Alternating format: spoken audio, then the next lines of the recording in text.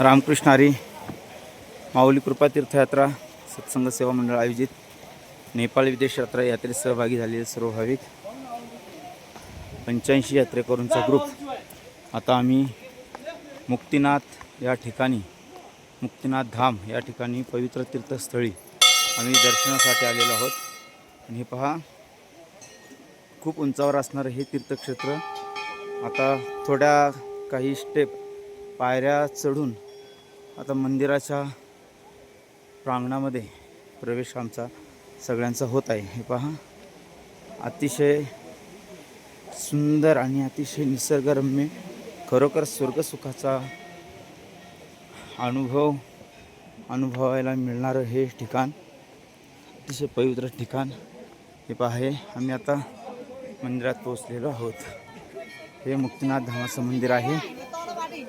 त्याच्यानंतर ते 2 प्रकारचे कुंड आहेत, एक धर्मकुंड, एक पापनाशकुंड, असे 2 कुंड आहेत. आणि त्याचबरोबर इथे हे 2 प्रकारचे कुंड आहेत, हे पापनाशकुंड, एक धर्मकुंड, आणि हे आहे मुक्तिनाथ धाम मंदिर. आणि याच्यानंतरचा मागे आहे 108 गोमुख पवित्र. त्या गोमुखांमध्ये स्नान करण्याचं भाग्य आपल्याला लाभण्याकरता माऊली कृपा यात्रेतील भाविक जगभरातून देशभरातून सर्व मंडळी येत असतात.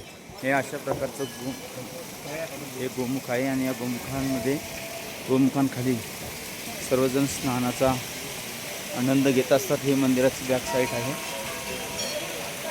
खूप सुंदर अशा प्रकारचा हे निसर्ग आणि हा आनंद, हा गोमुख हे स्नानाचा आनंद घेण्यासाठी माऊली कृपा यात्रेतील भाविक येत असतात. कसं वाटलं आहे आपल्याला दर्शन घेऊन? छान वाटलं ना? रामकृष्ण हरी.